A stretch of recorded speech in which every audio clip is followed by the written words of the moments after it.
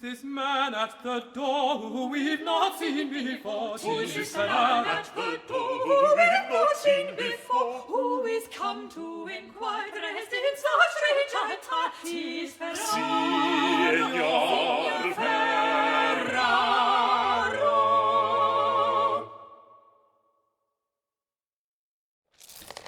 Good day to you, sir. Oh, I see you're having some difficulties. William, fetch my guest a chair. No, he's good. I am just a little stiff. As you wish. Mr. Signor Riccardo Ferraro. I am a gentleman of Venezia, come to make a trade in London. Venice? 'Tis a fine city, I hear. And how may I do you service this day, Signor Ferraro? I am come with una problema medicale, and you are most great dottore who does cure all London, eh? You cure Ferraro too, see? Forsooth, I will seek to do so, Signor. Pray, describe your complaints, if you please. He's burning when I make the water. Pain during urination? See, and his pain down here. Molto pain. And pain in the lower back.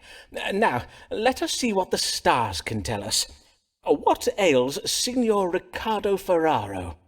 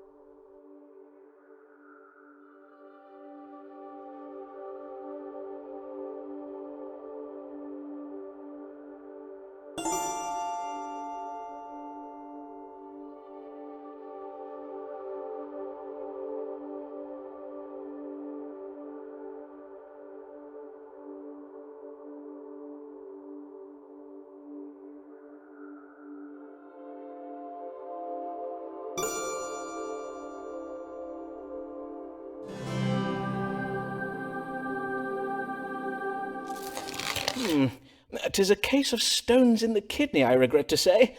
But worry not, Signor. I will give you an ounce of my strong water to dislodge them. Drink this entire flask when you rise at dawn tomorrow. You may then expect to evacuate the stones by way of your privy member within just a few hours." Ah, your famous strong water. This water 'tis said to cure the plague, eh?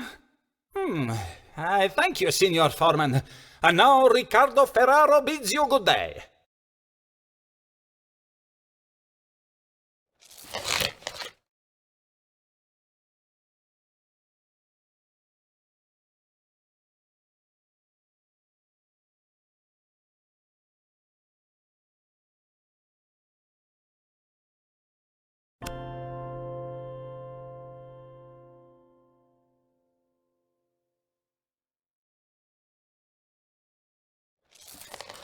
"'Tis sure she's no beauty, 'tis true she lacks finesse, but every awkward hero needs his awkward princess." Well met, Mistress Allen. Pray tell, the last time I saw you, you were with child, methinks. Pray tell, how fares— I would rather not talk about that, if you please. Oh, I see. I am full sorry, madam. What I'm brings come you upon this— the I matter beg that your brings— pardon, madam. I prithee, madam, say on. I'm come about the new law.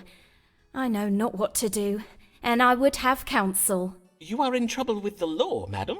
Nay, at least not yet, but my neighbours have begun to remark unkindly upon my absences, my Sunday absences from church. I am afeard one of them may soon denounce me. 'Tis the Act Against Recusants you speak of. The law that obliges Catholics to attend church and take the English sacrament. You are of the Catholic faith, then, I take it? I, a Catholic, but as well a law-abiding woman and a full loyal subject of the Queen. Long may she reign. I do not doubt it, madam. But to take the Protestant sacrament, 'tis heresy, so says the Pope in Rome. I risk being damned to hell if I do it, Dr. Foreman. Verily, I find myself in a most terrible bind. I see. Damned if you do, yet condemned if you do not. A cruel bind indeed. Well, let us see if the stars may untangle it for us. Should Mistress Avis Allen attend Protestant church services?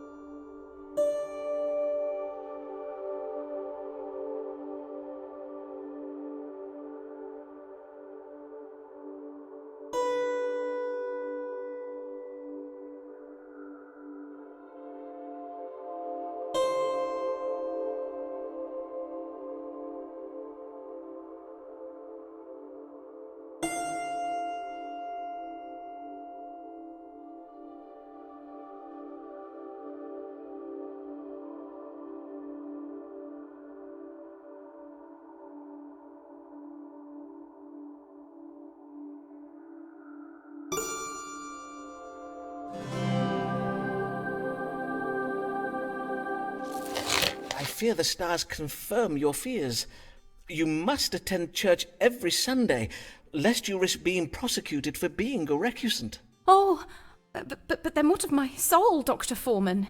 Methinks I have a solution for that, madam.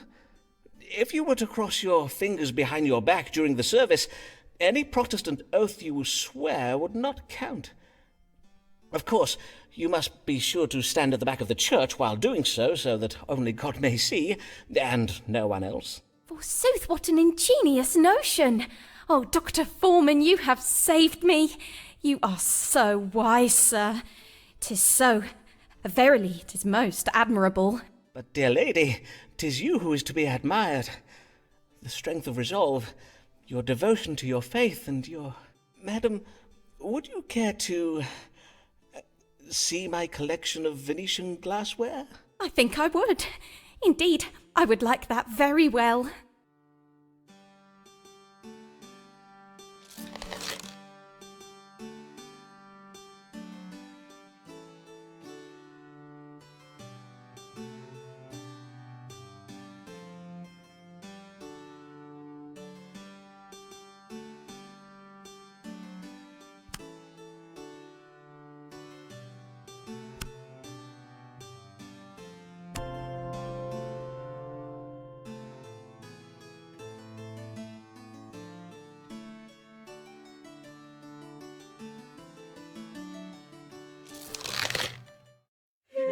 Comes a beauty dark as night.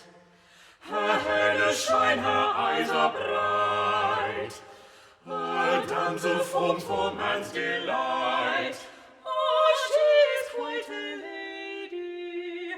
Oh, she is quite a lady.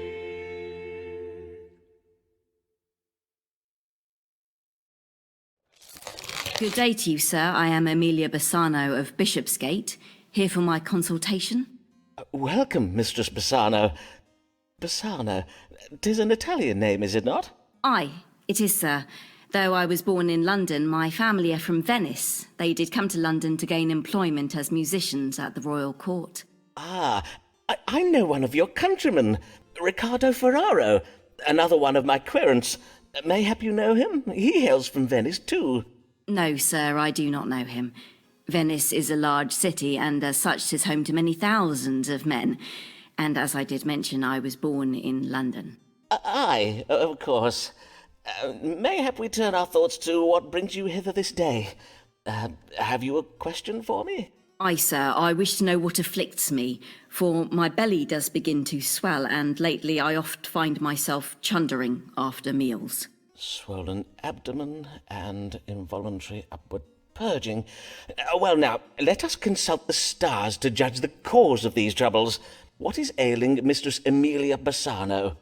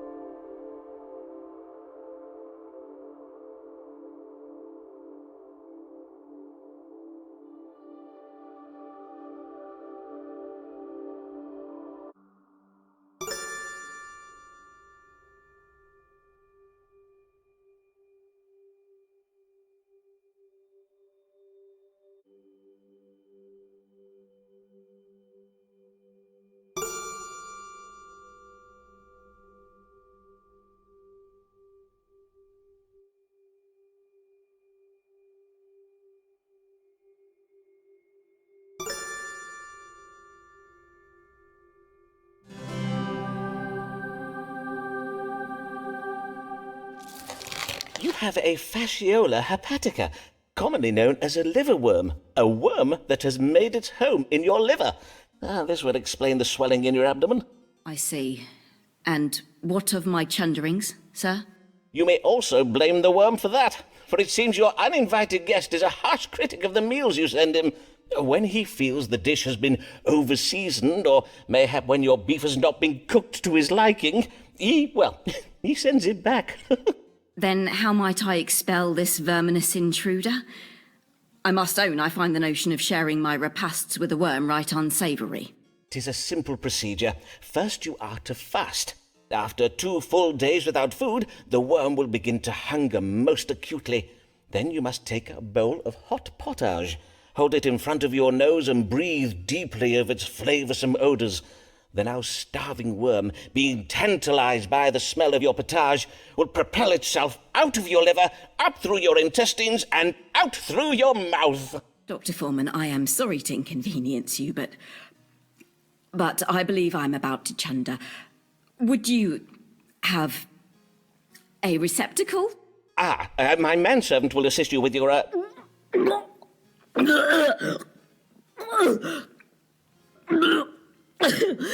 William, come hither and assist Mistress Bassano!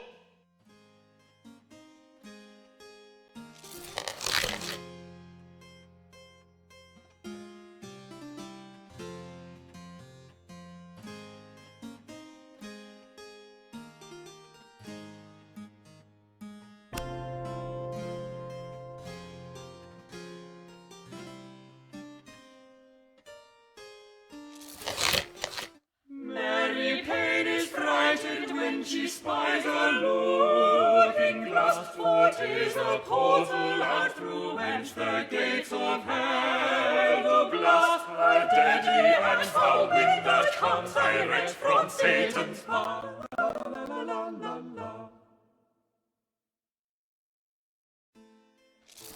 Blessed morrow to you, Dr. Foreman.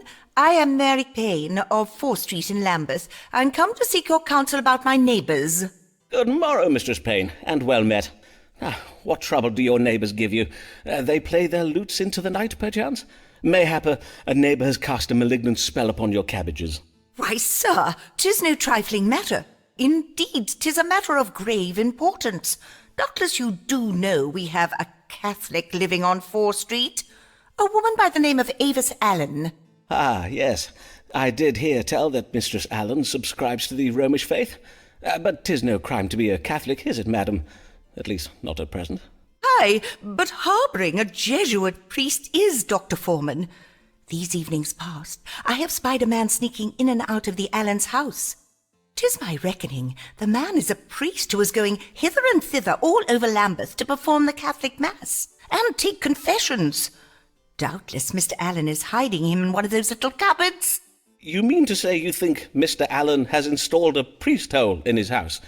A secret room hidden behind the wood panelling of a wall? Indeed I do. I am certain that he has such a hole, and that a priest is going in and out of Mr. Allen's hole from dusk till dawn. Verily? How troubling. But surely you are mistaken, madam, for under the cover of darkness, how can you be sure the man you did spy was not Mr. Allen himself? Nay, nay, 'twas not Mr. Allen. Mr. Allen is a fine, tall figure of a man, whereas the figure I did spy was very narrow and malformed in appearance. A scrawny little imp of a man he was. I see. Now, you must not think me intolerant, Dr. Foreman. If Mistress Allen must cling to her idolatrous backward beliefs, 'tis her own affair, and I have no wish to cause trouble for the Allens. And 'tis true that Mistress Allen does now attend church on Sundays and takes the English sacrament just as she ought to. But we residents of Fore Street are decent English folk. We will not abide an agent of Rome sneaking around our neighbourhood, muttering incantations in some devilish foreign tongue. I think you mean Latin, madam. But before I act upon my suspicions, I think it wise to know if there be any truth in them. Then let us see what the stars can tell us. Who is this mysterious stranger, and why does he frequent the Allens' house late at night?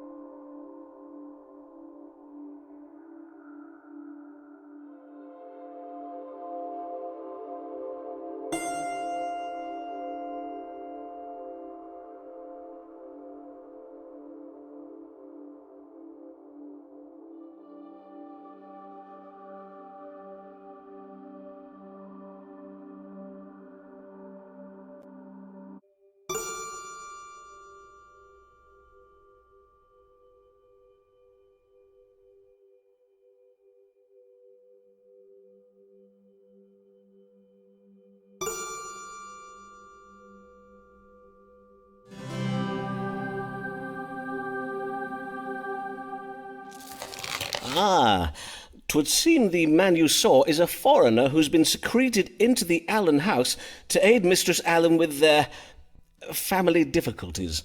Family difficulties? Come, come, Dr. Foreman, pray speak plain. Ah, well, as you doubtless know, the Allens have never been blessed with a living child. Mayhap 'tis the belief of Mistress Allen that the seed of a foreigner would prove more powerful than the, demonstrably less successful seed of Mr. Allen. Then 'tis naught but adultery, fornication with a foreigner. Huh? Mistress Allen will pay dearly for such sinning. Her soul will be damned to an afterlife, beset by the exquisite tortures of hell's capricious demons. Aye, well, according to Scripture, that is technically true. But to harbour a Jesuit priest is a far greater evil. We must be glad that Mistress Allen commits naught but the sin of adultery. conducted late at night, with a man who gives forth strong foreign seed.